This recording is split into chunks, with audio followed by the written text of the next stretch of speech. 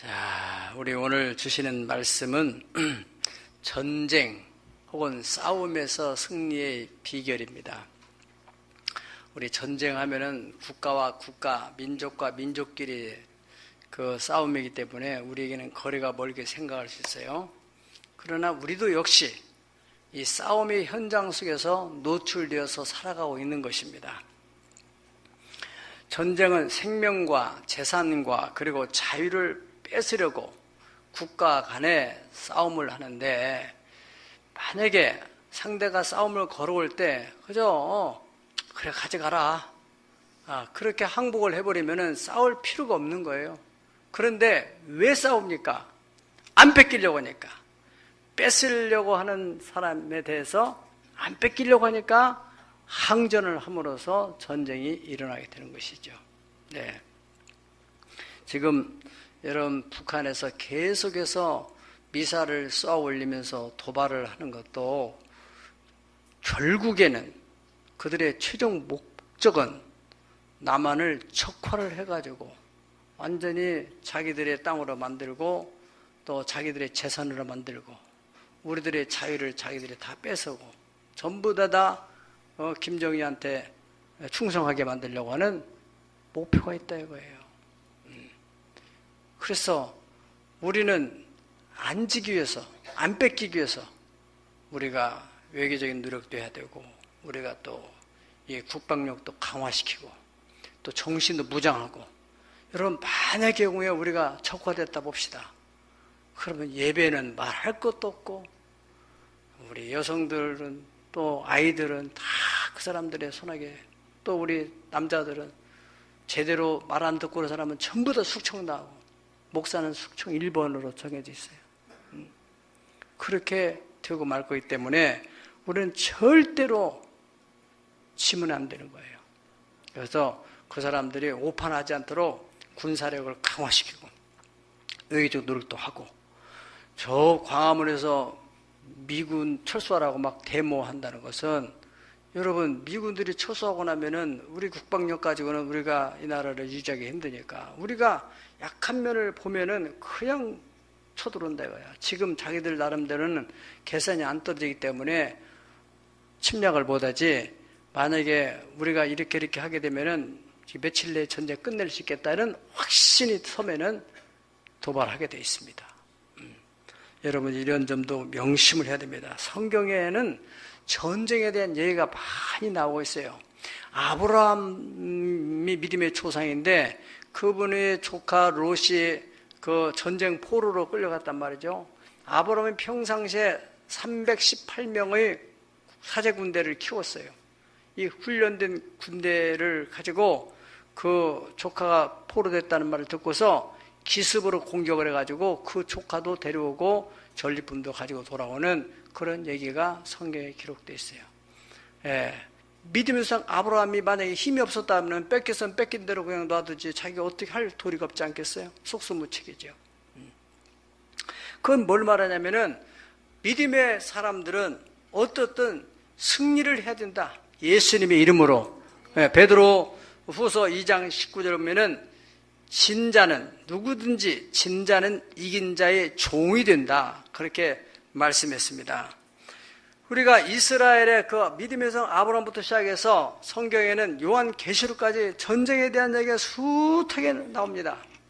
출애굽을 후에 이스라엘 백성들이 이제 광야를 거쳐서 가나안 땅에 들어가는 데 있어서 가나안의 원주민들과 얼마나 많은 전쟁을 치렀어요. 뭐 하려고요? 그 약속의 땅, 하나님이 허락한 땅을 차지하기 위해서, 뺏기 위해서.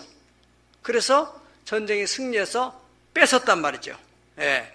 그걸 가나안 땅을 차지했는데, 이제 그 세대가 지나고 죽고 나니까 다음 세대가 일어났는데, 이 아이들이, 이 후세대가 그 선조들의 세대만큼 군사력을 강화하지 못해가지고 약해지니까 원주민들이 다시 일어나가지고 다시 또 공격을 하는 거예요. 그래서 이 모세 시대는, 또 여호수아 시대는 땅을 차지하기 위해서 공격하는 전쟁이었다면은, 이제 사사 시대는 안 뺏기려고, 또 뺏긴 것을 다시 찾으려고 하는 그러한 전쟁에 대한 얘기가 사사시대에 나오고 있습니다. 사사시대의 패턴은 이스라엘 백성들이 평안할 때는 하나님을 떠나서 자꾸 우상을 숭배하고 하나님 목전에서 악을 행하고, 그러니까 하나님이 사랑하는 백성이기 때문에 그냥 방치해두지 않고 그 적들을 붙이는 거예요. 적들이 공격하게 만들어요. 그럼 적들이 공격가지고 막 고통을 당하면은 이 사람들이 막 하나님을 찾아 부르짖죠. 살려달라고, 한 번만 살려달라고 부르짖으면은 하나님께서 구원자 사사를 보내요. 사사를 보내가지고 사사를 통해서 흩어진 마음들을 다 모아가지고 전쟁을 치러서 승리해서 잃어버린 땅을 찾고 자유를 찾고 평안을 누리게 돼요. 그러다가 사사가 죽어요. 죽으면은 지도자의 부조로 인해서 또 이 사람들의 마음이 흐트러져가지고 또 죄를 짓는 거예요. 또 죄를 지면은 또 하나님이 또 진노해서 사람을 붙여. 그럼 또 부르짖어. 그러면 또 하나님이 사사 구원자를 보내가지고 또 구원해줘. 그 반복되는 얘기가 사사기에 대한 전체적인 스토리가 그렇게 흘러가고 있습니다. 이것은 어떤 면에서 우리의 신앙생활의 모습과 비슷합니다. 우리가 편안하고 그러면은 엉뚱한 생각을 한단 말이죠. 그래가지고 엉뚱한 생각을 하고 예배 생활도 게을리하고 이러다 보니 하나님께서 사랑하는 자는 특징이 뭐냐면은 자꾸 보고 싶은 거거든요. 그런데 딱 그딴 짓 한단 말이야. 보기가 힘들어요. 그럼 하나님이 붙이는 거예요. 사기꾼도 붙이고 나쁜 사람도 붙이고 병도 붙이고 마귀도 붙이고 이단도 붙여가지고 어려움을 당하면은 한 번만 살려달라고 막 부르짖어 기도하면은 하나님이 또 이제 또 누구를 통해서 도와줘요. 예. 그러면 이제는 내가 언제 그렇게 어려움이 있었더냐? 어려울 때는 금식하고 작정을 하고 막 철회하고 그러다가 이제는 마음이 풀어지면 이제 내가 언제? 그러고 이제 또 엉뚱한 짓을 하면은 또 하나님이 놔둬버리면 좋겠는데 놔둬버리면 어떻게 돼요? 완전히 세상으로 가거든요. 마귀 밥이 되거든요. 그러니까 하나님이 진노, 사랑하는 자를 징계하신다고 하잖아요. 징계해가지고 더 부르짖는 거예요. 그러면 또 하나님이 또 도움의 손길을 통해서 구원해 주시고, 우리의 인생이 이런 패턴으로 가다가 끝내서는 안 될 거예요. 좋은 일 있을 때, 감사할 때, 평안할 때 그 평안을 계속 유지해 나갈 수 있는 것이 지혜인 줄 믿습니다. 때문에 성경에는 선줄로 생각한 자는 넘어지지 않도록 조심해라 그렇게 말씀했어요. 이스라엘 백성들이 이제 하나님 목전에서 또 악을 행하게 된단 말이죠. 그러니까 하나님께서 모압 왕 에글론을 붙여가지고 강성하게 해가지고 이스라엘을 괴롭히게 돼요. 그 이스라엘이 하나님께 부르짖어. 그러니까 하나님께서 구원자 에훗이라는 사람, 왼손잡이 에훗을 붙여가지고 이 사람을 통해서 그 이스라엘을 해방시켜 자유케 해줍니다. 이 에훗이 80년 동안 나라를 다스릴 때 태평했어요. 에훗이 죽었어요. 늙어서 이제 죽었단 말이죠. 죽고 나니까 또 이스라엘 백성은 무슨 일을 하겠어요? 또 악을 행하는 거예요. 그게 이제 4장, 오늘 본문의 4장 1절부터 다시 보겠습니다. 1절. 에훗이 죽으니 이스라엘 자손이 또 여호와의 목전에서 악을 행하매 여호와께서 하솔에서 통치하는 가나안 왕 야빈의 손에 그들을 파셨으니 그의 군대 장관은 하롯셋 학고임에 거주하는 시스라요. 야빈 왕은 철병거 600대가 있어 20년 동안 이스라엘 자손을 심히 학대했으므로 이스라엘 자손이 여호와께 뭐 했어요? 부르짖었더라. 그때 라피도스의 아내 여선지자가 드보라가 이스라엘 사사가 되었는데, 그러니까 그들이 부르짖었는데 하나님께서 사람을 찾던 중에 남자가 쓸만한 사람이 없었던 것 같아요. 그러니까 또 찾다가 여자 중에서도 가정주부 라피도시라고 하는 남자의 아내 드보라를 불러가지고, 드보라가 하나님께 순종해 나가니까 그를 통해 가지고 전쟁을 일으켜 가지고 이스라엘이 승리하게 되는 스토리가 오늘 본문의 이야기입니다. 네. 드보라가 하나님 명령에 순종해서 이제 사사로 나가요. 그 드보라가 이제 지도자가 돼 가지고 거기에 남자 바락이라고 하는 군대 장관을 임명해가지고 네가 바로 스불론과 납달리 군대 10,000명을 데리고 나가서 싸우라. 그러니까 이 사람이 어떻게 10,000명을 가지고 그 600승의 그 철병거를 감당할 수 있을까? 두려운 마음으로 망설이니까 나는 당신이 함께 가면 가지 난 혼자는 못 갑니다. 그래가 드보라가 내가 함께 간다. 두려워하지 말고 가라. 그래가지고 갔어요. 가서 도저히 이건 전쟁이 이길 수가 없는 일인데 여호와께서 역사하시니까 할렐루야. 예, 여기 15절 보세요. 여호와께서 바락 앞에서 시스라와 그의 모든 병거와 그의 온 군대를 칼날로 혼란에 빠지게 하시니까 그 시스라 가나안 왕 야빈의 군대 장관이 그 다 내 태페 끼치고 도망을 치는 거예요. 예, 도망을 쳐가지고 어디로 도망을 갔느냐면은 바로 그 야엘이라는 사람, 야엘이라는 사람의 집으로 도망갔어요. 예, 야엘이라는 여성이 사는 그 헤벨의 아내인데 그 돌아가니까 그 집에 가서 이제 한번 살려달라고 하니까 그래서 자 영접을 하고 그 야엘이 또 목말랐다니까 우유도 먹이고 그러고 이 사람이 막 긴장감에 있다가 따뜻하다 우유 먹고 나면 저기서 긴장이 쫙 풀려서 이불 덮고 그냥 곤하게 잠에 떨어졌는데 그 헤벨이 아내 그분도 주부예요. 밖에 나가가지고 말뚝을 빼가지고 와가지고 말뚝을 관자놀이에다가 대고서 그냥 일순간에 박아버린 거예요. 예. 그래가지고 그냥 이 사람이 머리가 땅바닥에 박혀버렸다잖아요. 예. 불쌍하지만 할 수 없어요. 이 사람 때문에 얼마나 이스라엘 백성이 고생을 생각을 해야 돼요. 예. 그러면 이 사람 때문에 불쌍하다고 하면은 이런 사람 어떻게 되겠어요? 예. 그래서 이스라엘이 자유를 얻게 됐다는 거예요. 나중에는 이제 가나안 왕이 멸망을 해가지고 자유롭게 했다는 그런 얘기입니다. 자, 우리 이 사건을 통해서 하나님께서 우리에게 주시려고 하는 교훈, 전쟁의 승리, 작게는 우리 삶의 현장은 싸움의 연속 속에서 우리 살아갑니다. 노출돼서. 예.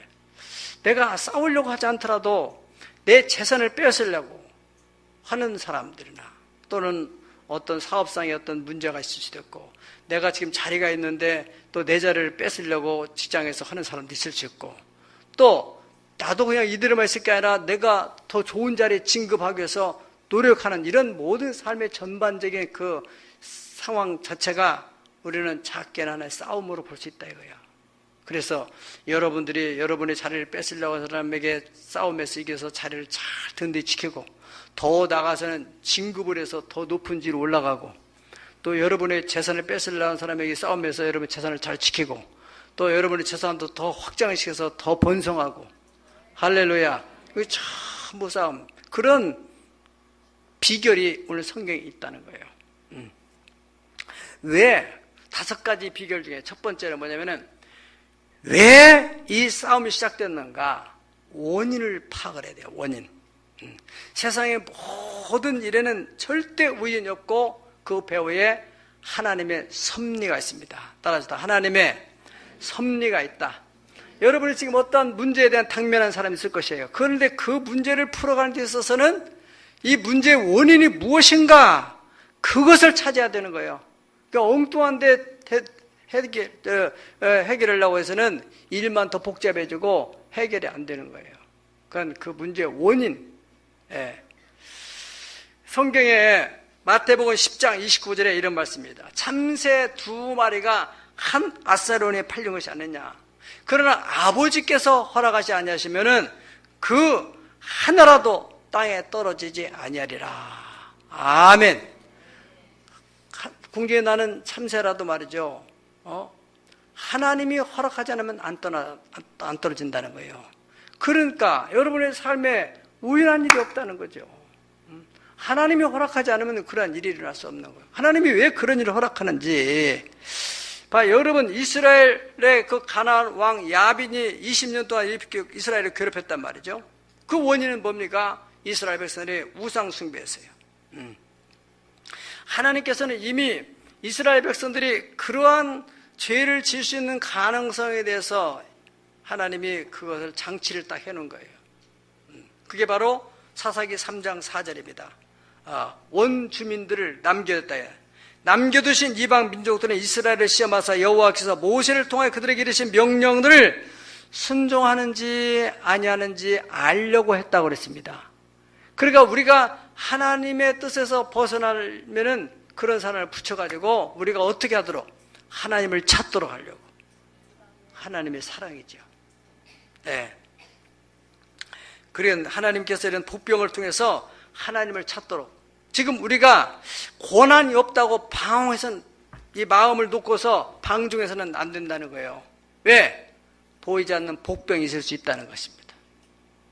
우리가 엉뚱한 생각을 하면은 그 하나님의 복병을 풀어요. 정신 차리시기 바랍니다. 네. 문제가 있는 사람은 이래서 하나님이 복병을 풀어서 문제 생겼구나. 하나님께 돌아가면 되는 거고, 문제 없는 사람은 나는 아무 문제 없다. 하찮은 순간에 복병을 풀으면 또 문제가 생겨나는 거예요. 늘 우리는 하나님 나라에 갈 때까지 마음의 허리를 동이고 근신하여 깨어 있어야 됩니다. 할렐루야! 히브리서 12장 5절에서 8절까지 그런 말씀입니다. 내 아들아, 주께서 권하는 같이 너에게 권면하신 말씀이 있도다 일렀으되 내 아들아 주의 징계하심을 경히 여기지 말며. 그러니까 어떤 어려움이 올 때는 이까짓것 뭐 시간 지나면 해결 나갔지 이렇게 가볍게 생각하지 말라는 거예요. 또 반면에 또 어떤 사람은 하나님의 징계를 받을 때 아유 나는 이제 버린 사람이다 이렇게 낙심하지도 말라는 거예요. 두 가지를 경계하라는 것입니다. 왜 그러냐면은 주님께서 그 사랑하시는 자를 징계하시고 그 받으신 아들마다 책질하십니다. 징계의 배후, 고난의 배후, 어떠한 싸움의 배후에는 하나님의 사랑이 있다는 것입니다. 아멘. 너희가 참으면 징계를 받기 위함이라. 하나님이 그 아들과 같이 너희를 대하시나니 어찌 아버지가 징계하지 않는 아들이 있으리요? 징계는 다 받는 것이거늘 너에게 없으면 사생자여 친아들이 아니니라 그랬습니다. 그 하나님의 사랑에 간섭이 없다면 우리는 그냥 내밖에서 고아처럼 살게 돼요. 하나님께서 우리를 고아같이 과부같이 버리지 않기 위해서 더 여러 가지로 우리를 간섭해 가시는 것을 감사해야 됩니다. 아멘. 그래서 그 원인을 파악해요. 이 사람들은 이스라엘 백성들은 알았어요. 그러니까 이 사람들이 어떻게 나왔어요? 하나님께 회개하고 돌아가야겠다. 그래서 부르짖었다 이거예요. 이것이 승리의 첫 번째 비결이었어요. 여러분들이 지금 어떤 문제에 있다. 그러면 그것을 알고 해결은 하나님께 있다. 아멘. 하나님께 나와는. 그래 부르짖어서 회개를 하게 된단 말이죠. 시편 50편 15절이면은 따라하겠습니다. 환난 날에 나를 부르라. 내가 너를 건지리니 내가 나를 영원롭게 하리라. 아멘.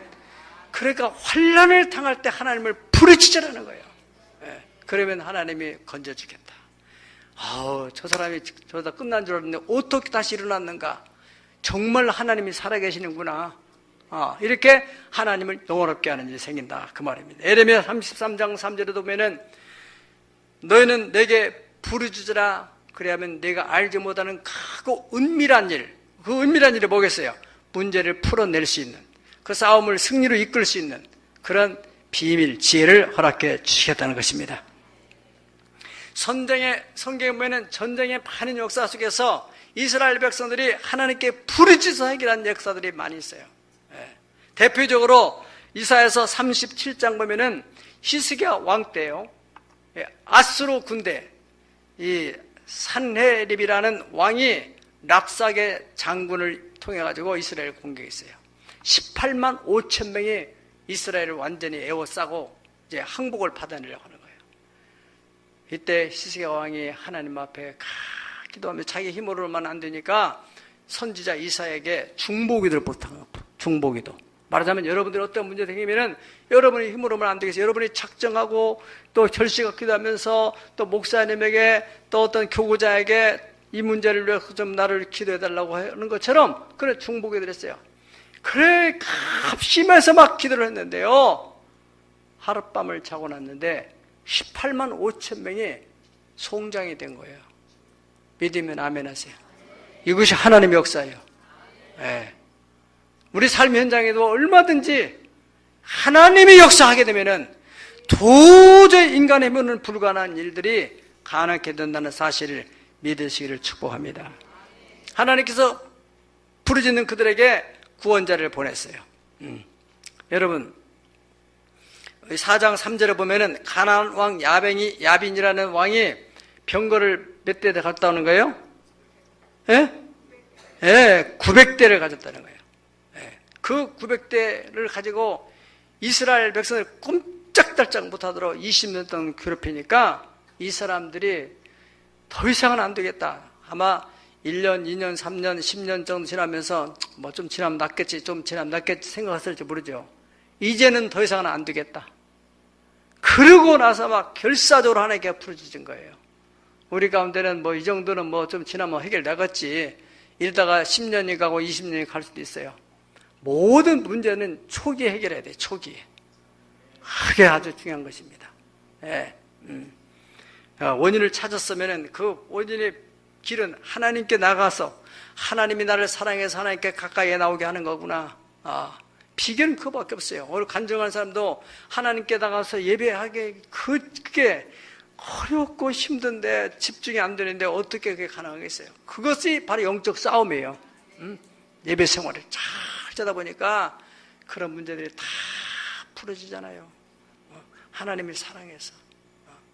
20년 전에 그렇게 어려웠던 사람이 그렇게 믿음으로 한 걸음 한 걸음 나가니까 지금은 자녀들도 다 공부도 잘하고, 가정이 편안하고 남편도 잘 살아가고. 여러분 지금 아무리 없더라도 여러분들이 지금부터라도 정신을 차리고 쫙 믿음으로 살게 되면은 2년, 3년, 10년, 20년 지나면서 쫙 펴질 텐데 세월 가면 어떻게 되겠지 이러다 보면은 세월만 버리고 나중에 더 어려운 지경에 빠질 수도 있었다는 것이죠. 구원자 누구를 보냈어요? 드보라를 보내줬어요. 그 당시에는 사람이 쓸만한 사람이 없었으니까 하나님이 드보라를 보냈겠죠. 드보라가 무슨 대단한 실력이 있어 보는 게 아닙니다. 하나님이 거기에 적절한 인물로 쓰는 거예요. 순종하니까. 세 번째 전쟁에 승리하는 비결은 뭐냐면은 하나님께서 세우시는 지도자 앞에 순종하는 길입니다. 따라서 순종이 승리의 비결이다. 하나님이 쓰시는 사람의 제1 요건은 키나 혹은 외모나 혹은 어떠한 그 사람의 실력이나 가문이나 이것보다도 딱 한 가지 순종을 보는 거예요. 여기 바로 드보라 같은 이도 주부의 주부, 가정주부, 평범한 가정주부인데 여러분 가정주부를 하나님이 네가 장군으로 나가서 이스라엘을 구원하라고 할 때 그게 선뜻 아멘 하고 나올 사람이 있겠어요? 여러분 전쟁 일하는데 여러분들한테 하나님이 너가 지금 나가 싸워보라 하면 되겠어요? 여기 뒤에 가면 이제 기드온이 나오는데 기드온도 역시 마찬가지예요. 가문도 그렇게 좋은 가문이 아니에요. 그 자신 자체도 그렇게 대단한 사람이 아니에요. 하나님이 콜링을 할 때 기드온도 망설이다가 마침내는 순종을 하게 되잖아요. 그러니까 하나님이 기도를 통해서 큰 역사 미디안을 물리치는 그런 장군으로 만드는 것입니다. 그리고 여러분의 상황 속에서 어떤 시대에 자꾸 남편이나 어떤 누구만을 의지하지 말고 여러분들이 하나님 앞에 나서 아멘. 그러면은 길이 열린다는 것이 있어서 승리의 길이 열립니다. 여러분 우리 근 역사 속에 말이죠. 프랑스의 전설적인 인물 잔다르크를 여러분 잘 아실 거예요. 그 잔다르크라는 사람은요, 원래 그 시골에서 그 참 하나님을 잘 섬기는 그런 가정에 부모 밑에서 자랐는데 그 가정에는 5남매가 있었어요. 네 번째 딸이에요. 그런데 이 사람이 13살 때 하나님께서 그 역사를 보면은 미카엘 천사를 통해서 자기를 콜링을 했다는 거예요. 13살 여자 나이에 배운 것도 무식해요. 예. 그래 자꾸 그런 마음을 막 가지고 꿈에 나타나고 막 환상에 나타나서 부르는데 자기는 도대체 어떻게 엄두가 안 나고. 그러다가 이 사람이 16살 때 됐을 때, 그때는 영국과의 프랑스가 100년 전쟁을 계속 하는데 이스라엘, 이렇게 프랑스 사람들이 어려움을 많이 당할 때예요. 그때 하나님이 잔다라크를 부르는 거예요. 16살 때 이제 그가 하나님께 순종하다 가게 됩니다. 그러니까 하나님이 그와 함께 하시는데, 그 전쟁에 그 사람이 성과를 내는 걸 보면서 17살에는 이 프랑스에서 정식으로 이 사람을 총사령관에 임명을 하는 거예요. 17살짜리 여자애를 갖다가. 그래가지고 그 전쟁에 완전히 승리를 이끌어내는 그런 전설적인 인물이 됐다는 것입니다. 바로 이 성경의 드보라 같은 인물이에요. 예. 여러분, 여기 지금 이 드보라도 바로 랍비두스의 아내예요. 아내. 가정주부란 말이죠. 또 드보라의 명령에 순종한 사람도 역시 누굽니까? 바락이에요. 바락도 남자지만은 이 사람이 무슨 힘을 가지고 전쟁을 하겠어요. 그래 드보라 지도자의 말에 그대로 순종하는 겁니다. 자기도 인간적으로 걱정이 되고 두렵지만은 그렇잖아요. 여러분, 지금 이 당시 고대 사회에서 철병을 안아서 오늘날로 말한다면은 탱크나 마찬가지예요. 탱크가 900대가 있는데 소총부대가 10,000명이 가가지고 탱크하고 싸운다는 거나 마찬가지예요. 상식적으로 맞죠. 논리적으로 맞지 않는 거예요. 예. 그런데도 불구하고 그 드보라가 하나님이 너와 함께 하실 것이다. 예. 그 말 한마디 듣고 가는 거예요. 그러니까 15절에 보면 여호와께서 바락 앞에서 시스라를 패하게 하니까 하나님이 개입하시니까 역사가 일어나는 것입니다. 오늘날 같으면은 어떠한 우리가 사업상에 큰 대기업하고 무슨 문제 생길 수도 있고, 우리 힘으로는 도저히 해결할 수 없는 일이 있을 수 있어요. 그러나 기도하고 하나님께 순종하고 나가게 되면은 하나님이 역사하게 되면은 그 문제를 풀 수 있는 길이 열리게 된다는 것입니다. 그 다음에 네 번째 승리의 비결은 뭐냐면 기도하는 자에게 주시는 지혜, 담력, 그걸 가지고 싸워야 됩니다. 기도할 때 하나님께서 반드시 이 문제를 어떻게 풀 수 있다, 거기에 대한 지혜를 주시게 되었어요. 구하는 이마다 주실 것이요. 아멘. 너희 중에 누구든지 지혜가 부족하거든 후히 주시고 꾸짖지 아니하시는 하나님께 구하라. 그리하면 주시리라. 그래 말씀했어요. 근본은 지혜입니다. 그리고 지혜만 가지고는 되는 게 아니고 또 뭐가 있어야 돼요? 탐내함이 있어야 돼요. 여러분, 그 드보라도 마찬가지지만은 헤벨의 아내 야엘이라는 사람 보세요. 그 사람도 대단한 사람이잖아요. 잠자는 장군을 갖다가 말뚝 가지고 그냥 관자들을 박아버린다는 게 보통 사람 할 수 있어요? 만약에 자다가 잘못하다가 깨서 그 장군이 뭐 하는 짓이야 지금 이렇게 된다면 어떻게 되겠어요? 그런 두려운 마음이 막 가슴이 벌렁벌렁 할 텐데 보통 사람 같으면. 성경에는 라합도 마찬가지야. 하나님이 쓰는 사람은 하나님이 뜻이다 그렇다면은 걱정할 것 없이 담대한 마음을 가지고. 할렐루야. 제가 나름대로 제 사견입니다만은 우리가 남북 관계도 말해 보면은 우리는 너무 순박해요.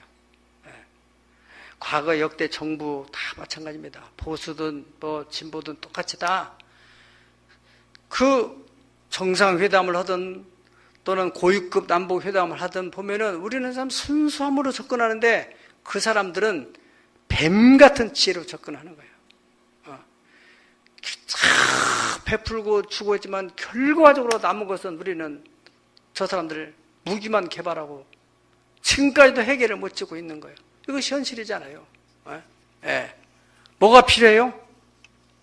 뱀 같은, 저 사람들은 뱀 같은 지혜를 가지고 있는데 우리는 그런 지혜를 가지고 접근하지 못. 내가 어제 아는 지인 목사님 딸이 결혼한다고 해서 거기 서울의 서초동에 있는 외교센터에 갔어요. 제가 이제 그 설교 준비하면서도 이 지혜에 대해서 우리 민주 역사 속의 전쟁의 지혜를 통해서 전쟁을 승리를 이끈 사람을 다 생각하던 중에 서희 장군이 생각나더라고요. 그런데 어제 딱 외교센터에 딱 가니까 바로 결혼식장으로 쓰는 그 건물에 바로 앞에 서희 장군 동상을 다 해놨더라니까. 아주 생각을 많이 하고 했겠죠. 많은 역사적인 인물인데 왜 외교센터에 그분을 거기다 해놨겠어요. 여러분들이 역사에서 다 배워서 알지만은 서희 장군이라는 분은 어떤 분이냐면은 고려 말기 고려의 성종 말기에 이분이 이제 그 거란족의 그 소손룡이라고 하는 장군이 이제 우리나라를 10만 대군을 이끌고 쳐들어오잖아요. 그러니까 나라에서는 바로 뒤집었죠. 예. 어찌 할 수가 없는 거예요. 그때 서희 장군이 자기가 나가겠다 해가지고 군대를 데리고 나간 게 아니라 자기 측근 부하 몇 명을 데리고 소손룡이라고는 장군을 딱 만나게 됩니다. 물론 사전에 정보를 다 파겠죠.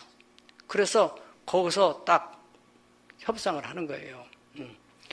이 사람들이 뭐 때문에 전쟁을 하러 왔는가 그 원인을 이제 파악하게 돼요. 정보를 통해 가지고 이 사람들이 우리를 치기 위한 목적을 위한 전쟁이 아니라 이 사람들이 이미 송나라하고 전쟁을 해야 되는데 불가피한 전쟁을 해야 되는데 이 전쟁이 붙었을 때 송나라하고 우리 고려하고는 친분 관계이기 때문에 이 고려가 송나라 편을 들어서 자기 후방을 치게 되면은 자기들은 꼼짝없이 진다.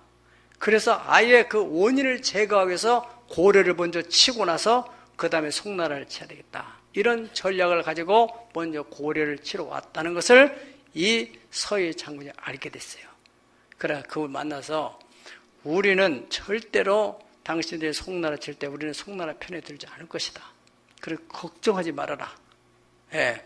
그리고 또 한 가지는 내가 그 문제는 조정에 가서 또 임금님하고 또 이제 각 대신들하고 얘기할 텐데 한 가지 우려가 있다. 여기에서 또 친송파가 있는데 우리나라도 있잖아요. 뭐 친북파가 있고 뭐 그렇지 않은 파가 있고 친미파가 있고 뭐 친중파가 있고 뭐 있듯이 다 정치권에는 그런 게 있단 말이죠. 과거에도 그렇고. 예. 그러니까 이 친송파가 있는데 이 사람들을 설득할 명분이 내가 없다. 그러니까 이 강동 6주 땅을 돌려줘라. 그러면은 이런 명분을 가지고 내가 이 사람들을 설득해가지고 확실하게 당신들의 전쟁에 개입하지 않고 우리 고려는 그 전쟁에 대해서 잠잠하고 있을 것이다. 이렇게 설득을 했어요. 시간 관계상 짧게 한 겁니다. 네. 그랬더니 그 소손영이가 그 서희 장군의 그 말에 설득이 돼가지고 10만 대군을 가지고 쳐들어왔던 사람이 그냥 물러가는 것만 해도 대단한 일인데 감사한 일인데 오히려 강동 6주의 땅을 다 돌려주고 그냥 갔다는 거예요. 대단한 외교력입니다. 이게 그건 지혜와 담력을 가지고 딱 맞서서 장군과 장군끼리 딱 협상을 하는 거예요. 예. 여러분들이 사업을 하는데도요, 어떤 이 거래 협상하고 뭐 미기고 땡기고 하는 것이 보통 진을 빼는 게 아니야. 외교적인 세계에서는 더더욱 마찬가지입니다. 그러니까 그분들을 위해서 우리가 기도를 해야 되는 거예요. 사업하는 건 남편이 무슨 뭐 오다를 받고 이거 거래하는데 얼마를 주고 바꿀 것이냐 또 뭐 협상을 하는데 이거 어떻게 할 것이냐 이런 여러 가지 할 때요. 저 사람 편에서는 어떻게 더 뺏으려고 하는 거고 더 이득을 남기려고 나는 이득을 이렇게 하고 물건을 팔고 사고 하는데도 뭐 조그마한 물건은 별거 아니지만은 우리 주부들이 물건 팔고 하는 것도 마찬가지인데 그까지는 아무것도 아니에요. 큰 집을 팔고 땅을 사고 하는 이런 것들이 전부 다 이게 그게 지혜와 담대함이 있어야 돼요. 머리는 잘 돌아가는데 때로는 막 담대하게 끊을 걸 끊어버리고 우리는 여기서 끝내겠다 막 그런다든가 압력을, 보이지 않는 압력 넣기도 하고, 그럴 때 그 사람이, 아유, 그래. 그냥 합시다. 그냥 이렇게 나올 수도 있고, 그것은 말할 수 없어요. 성령께 기도해가지고, 그때 지혜를 얻어야 돼요. 분명한 것은 성공하고 싸움에 승리하는 비결은 바로 지혜와 담력이 있어야 된다는 것입니다. 지금 우리는 총칼을 들지 않았을 뿐이지 우리의 삶의 현장은 싸움터나 마찬가지예요. 정치계도 역시 마찬가지예요. 정권을 잡은 사람들, 또 정권을 안 뺏기려는 사람들, 또 뺏으려고 하는 사람들 간에 싸움을 하는 거예요. 뺏기면 뺏기는 거고, 안 뺏기면 유지하고 있는 거고. 경제계에도 마찬가지예요. 대기업끼리도 뺏고 뺏으려고 하는 그 싸움이 일어나고, 또 우리의 삶의 현장, 우리 평범한 현장 속에서도 마찬가지고, 영적인 생활도 마찬가지고, 보이지 않는 원수마귀는 우리에게 우리 마음속의 평안과 기쁨과 사랑과 소망을 뺏어가려고 그렇게 막 우리를 공격해 들어오고, 우리는 이 상태를 유지하고 더 풍성한 삶을 살아야 되겠고, 할렐루야. 그런 마음을 가지면은 이건 전쟁이나 이거죠.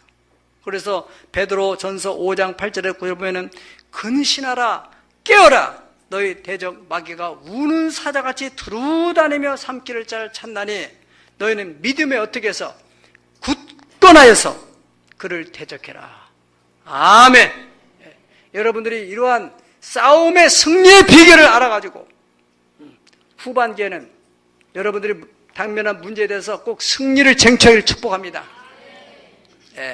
어떻게 하든지 간에 그 성경에는 악에 대해서 각하게 싸우지 말고 포기하지도 말고 손으로 악을 이겨라. 아멘. 그렇게 말씀하고 있습니다. 그래서 때로는 우리는 이삭처럼 온유한 마음을 가지고 참아내면서 이기는 승리의 비결도 있고, 또 때로는 사자와 같이 탐됨을 가지고 나가서 싸워야 되는 냉철한 분별력과 통찰력을 가지고 우리가 여러분들을 재산도 지켜내고 더 확장시켜 나가시기를 축복합니다. 저희가 목회하는 현장도 마찬가지입니다. 여러 영적인 부분이나 또는 또 이 행정적인 부분이나 많은 싸움을 치러왔어요. 34년 동안 목회를 하면서. 그 가운데 딱 한 가지 여러분들에게 소개한다면은, 우리가 이제 그 IMF 97년도에 IMF 나와가지고 서져가지고 그 땅을 샀을 때 막 경제가 너무 어려워져가지고 막 교회 건축하다가 넘어가는 게 있고, 우리도 그 넘어갈 수밖에 없는 상황이에요. 계약금을 치르고 난 뒤에 이게 딱 터져가지고 계약금, 중도금 이렇게 계획이 있었는데 이것이 다 무너져 버리니까 이게 1년, 2년, 3년, 4년, 5년 만에 계약 잔금을 치렀어요. 원래 계약은 6개월 안에 끝나기로 했는데, 그리고 5년을 끌게 되는 것도 그게 하나님께 무릎 꿇고 기도하고, 그 상대에 대해서 내용증명이 딱 날라왔어요. 내용증명이. 나는 평생에 내용증명을 처음 받아봤어요. 그러니 이거 어떻게 해?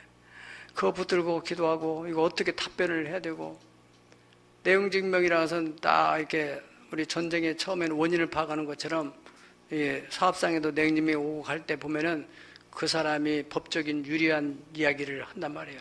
우리 약한 부분을 집어낸단 말이죠. 그럼 우리는 거기에 맞춰서 또 상대에게 약한 부분을, 이걸 가지고 보이지 않는 싸움을 하는 거예요. 저 사람의 약점이 뭔가, 허점이 뭔가를 찾아내는 거 가지고. 재판상에서 이제 유리한 조건을 만들어내기 위해서 그렇게 한다 이거예요. 그걸 받은 이거 어떻게 해야 되는가. 그래서 기도하고 또 자문도 얻고, 그러면서 이제 거기서 적절한 또 하고 또 만나고, 그래가지고 이런 상황이니까 어떻게 해라도 우리 얼마씩이라도 이렇게 할 테니까 좀 이렇게 양보해주고, 지금 상황이, 경제 상황이 이렇다는 것을 본인도 알고 있으니까. 또 본인도 마찬가지잖아요. 끝내서는 될 일 아니고. 그래가지고 이래서 저렇게 해가지고 5년 동안 이렇게 다 갔어요. 그리고 5년 동안에 이제 하나님의 은혜로 이걸 이제 융자받아서 다 잔금을 치렀어요. 문제는 또 여기요. 잔금을 다 치렀는데 등기를 안 해주는 거예요. 왜? 5년 동안에 이자가 발생한 것이 8,700만 원이, 이게 그 사람은 옛날에 일본 시대 때 일본에 가서 회계학을 공부한 사람이래요.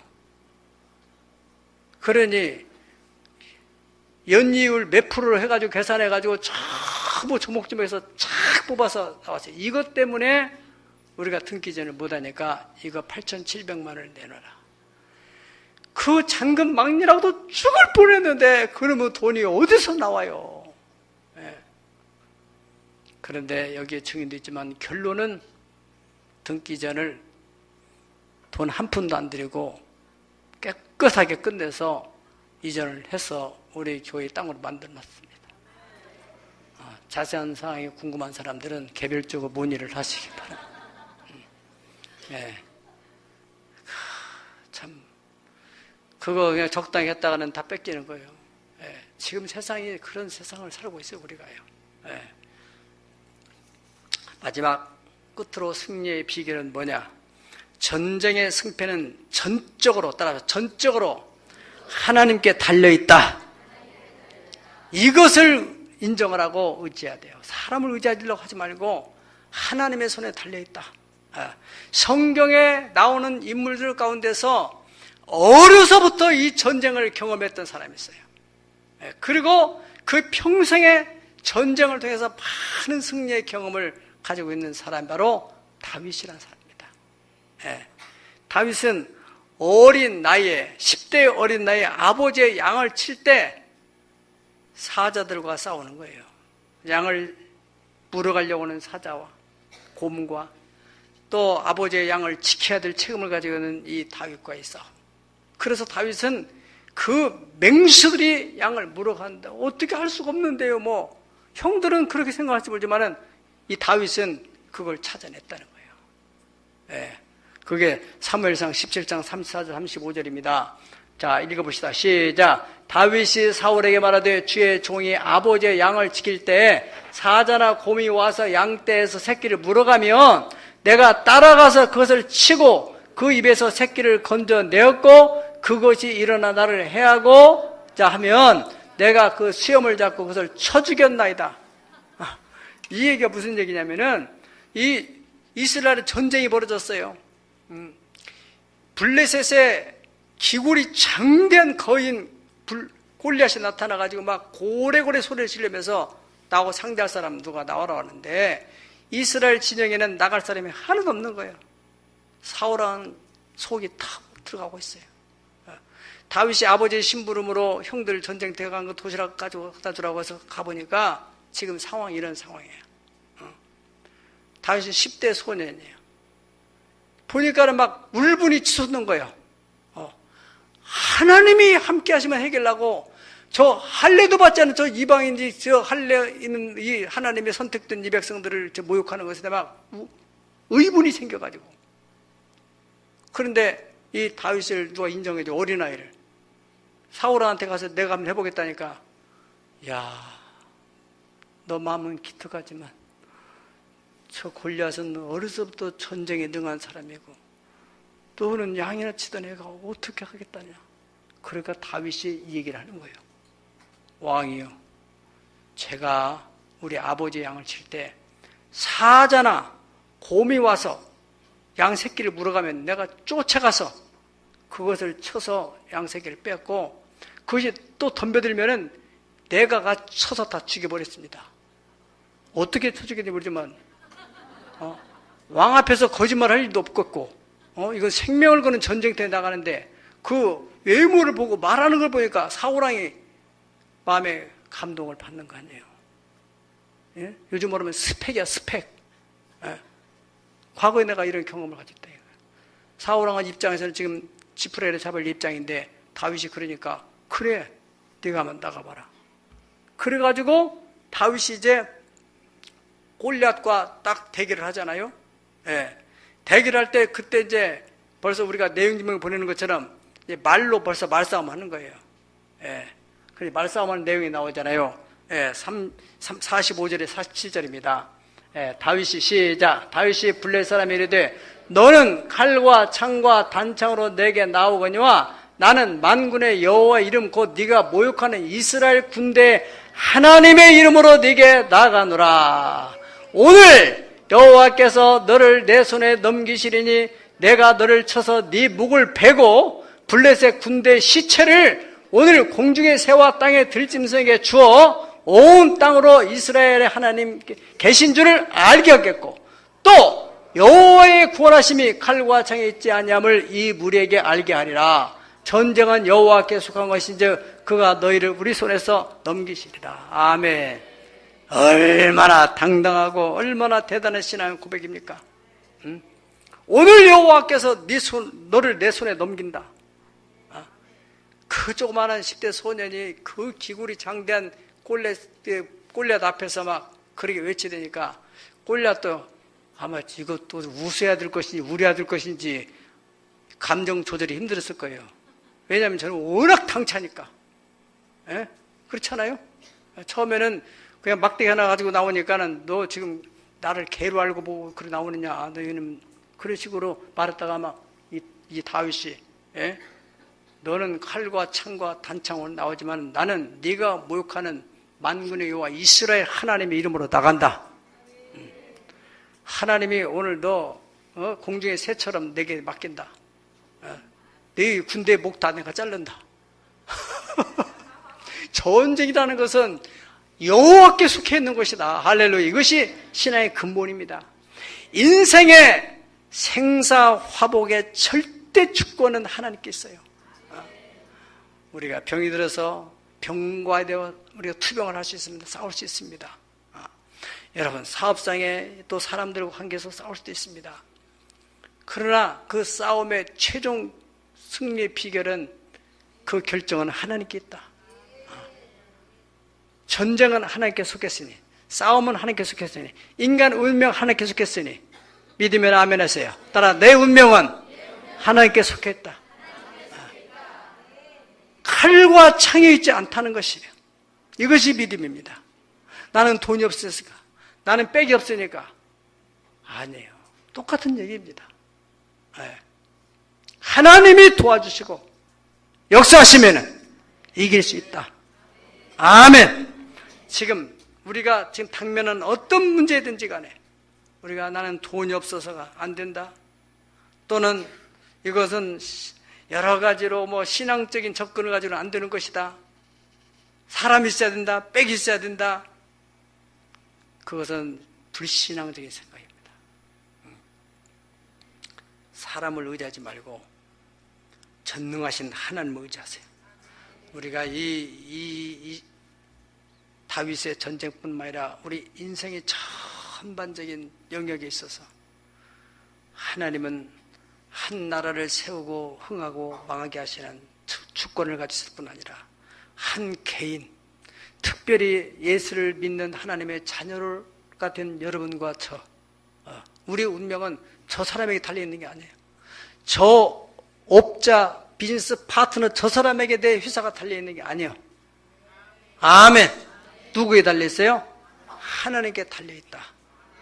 이러한 신앙의 고백. 하나님을 인정하고 두 번째로는 문제가 당면한 그 문제의 원인이 무엇인가 그 원인을 잘 살피고 서희 장군이 협상을 할 때 그 거란족이 그 우리를 칠 목적이 무엇인가 송나라의 관계 때문에 이것이 그랬구나 이 원인을 파기 때문에 그걸 가지고 협상의 테이블에서 유리한 조사 끌어낸다 이거예요. 네. 반드시 있다 이거 원인이. 또 상대 아킬레스건도 있을 수 있고 그걸 찾아내는 것이 이것은 하나님께 기도하는 가운데 하나님께 기도하면은 반드시 하나님께서 그 문제를 풀어낼 수 있는 지혜를 허락하신단 말이죠. 그리고 동시에 우리가 기도를 통해서 담대함도 갖고 기도하는 중에 하나님이 적절한 필요한 사람을 만나게 하고 그리고 하나님께서 어떤 감동을 주고 하나님도 세우신 사람을 통해서 우리에게 조언한다든가 지도할 때 전혀 내 생각에 맞든지 맞지 않든지 순종하려는 자세를 가지고 그리고 지혜와 담대함을 가지고 나아가야 된다면은 반드시 여러분은 승리를 쟁취하게 될 줄로 믿습니다. 다 같이 기도하겠습니다.